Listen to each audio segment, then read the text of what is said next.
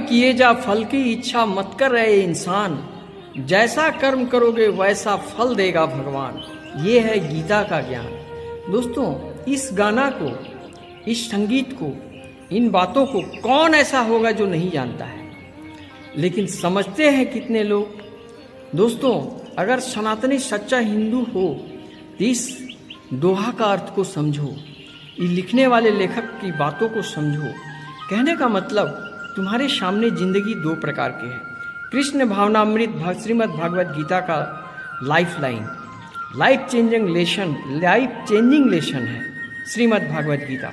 और जिंदगी में जीवन मरण के काल चक्र से मुक्ति, माया भ्रम से मुक्ति, समस्त चिंताओं से मुक्ति, मरने पर कोई शोक नहीं करता, क्योंकि ये नाशवान शरीर, इस पर मोह करना बेकार है, व्यर्थ है, सब कुछ नाशवान है। तो जिन चीज़ों पर नाशवान है उन पर आसक्त होकर के जीना, और जो परमात्मा जो अमर है, जो सात्विक है, शुद्ध है, जिसमें परम आनंद है, परम मुक्ति है, मुक्ति का धाम है, श्री चरणों में अपने आप को समर्पण करने का जो रास्ते हैं उसको नहीं अपनाना। इसका मतलब क्या हुआ कि आपके पास में दो प्याले हैं, एक अमृत का प्याला और एक जहर का प्याला। आप आंख बंद करके सब कुछ जानते हुए भी जहर का प्याला पिए जा रहे हैं, और अंत में जब अधोगति में मृत्यु होगी तो पछताएंगे। पछताना तो पड़ेगा ही, क्योंकि वक्त समय बर्बाद सब कुछ कर चुके।